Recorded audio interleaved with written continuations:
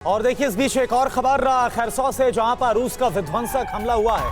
Russian attack में 40 यूक्रेनी सैनिकों की मौत हुई है। यूक्रेनी फ्रंटलाइन को रूस ने टारगेट पर लिया।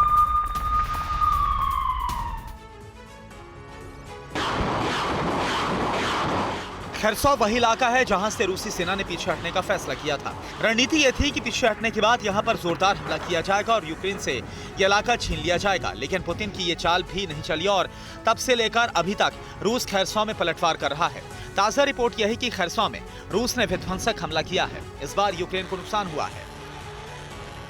रशियन अटैक में 40 यूक्रेनी सैनिकों की मौत की खबर है। खैरसौ में इस बार रूस ने यूक्रेनी फ्रंटलाइन को टारगेट किया, जहां 24 घंटे में रूसी फोर्स ने कम से कम 40 यूक्रेनी सैनिकों को मार गिराया। खैरसौ के वॉर जोन में दोनों सेनाओं के बीच आमने सामने की जंग भी हुई है।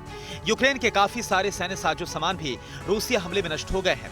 नष्ट यूक्रेनी सामानों में motor vehicle, self propelled howitzer भी शामिल है। यूक्रेनी जॉइंट सिंट बी फील्ड गन को भी रूस ने तबाह कर दिया है।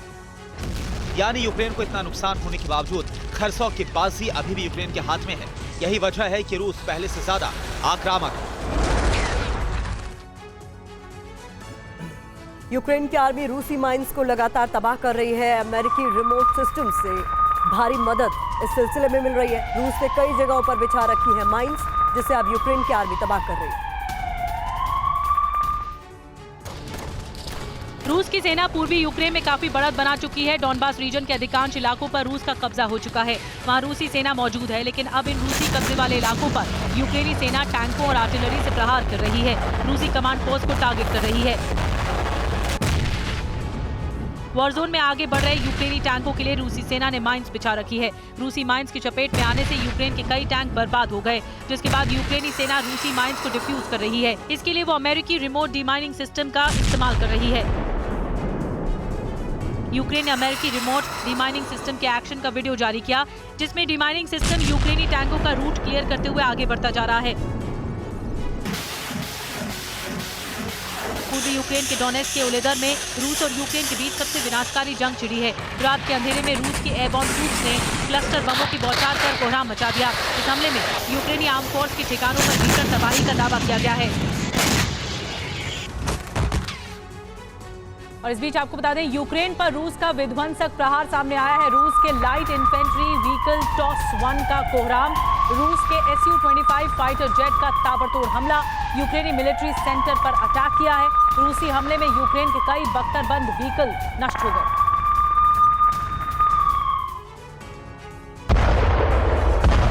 जंग के 13 महीने गुजरने के बाद भी यूक्रेन के जंगी मैदान से तबाही की जो तस्वीरें आ रही हैं, वो बता रही हैं कि जंग थमने वाली नहीं है। स्वतोस्पी में रूस के लाइट इन्फेंट्री व्हीकल टॉस-1 का कोहराम देखा गया।